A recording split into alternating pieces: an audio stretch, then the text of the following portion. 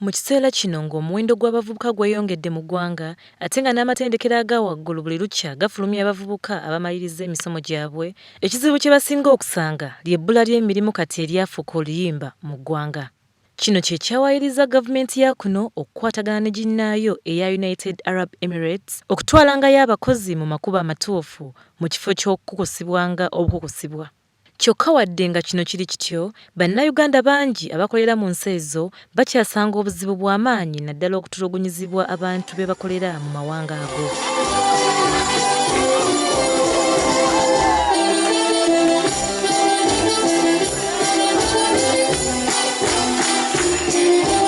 Wano Moses ng'ono yakulira okuziyiza okukusa abantu wategeereza nti wasaanye wasibwewo enkola ennungamu bannayuganda abakolera ebunaayira gye basobola okuyitamu okwogerezeganya ne bekikwatako singa wabeerawo embeera etali nnungi eyo gye bali basobola okuyambibwa.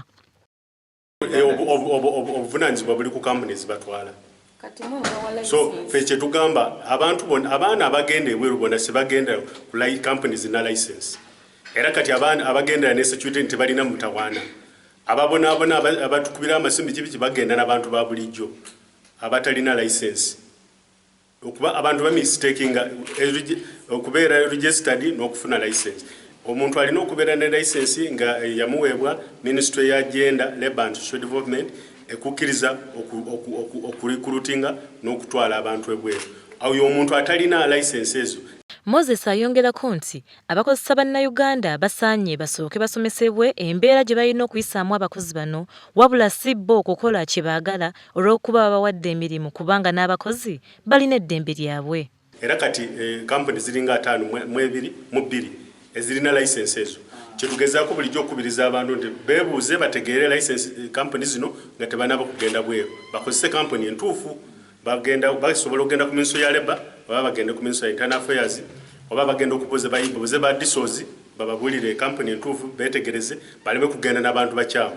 Ate ye Noah Mayambala ngono mukungu wa Security Link omu kubatwala abantu okukolera ebweru w'eggwanga agamba nti kisaanye omuntu asooke kutegeezebwa kiki kyagenda okukola nga tannaba kutwalibwa ye kennyini yeesalirewo. Kubiza gavumenti nayo eveeyo nnyonnyola abantu nti yes tetulina mirimu mu Uganda gimala abantu baffe bweru waliyo obusobozi bw'okukola emirimu ne kampani baaziteekawo gavumenti yennyini yaziteekawo ng'ekigendererwa kyayo kusobola kutereeza abantu abagenda okukola emirimu baleme okuyita mu makubo amakyamu.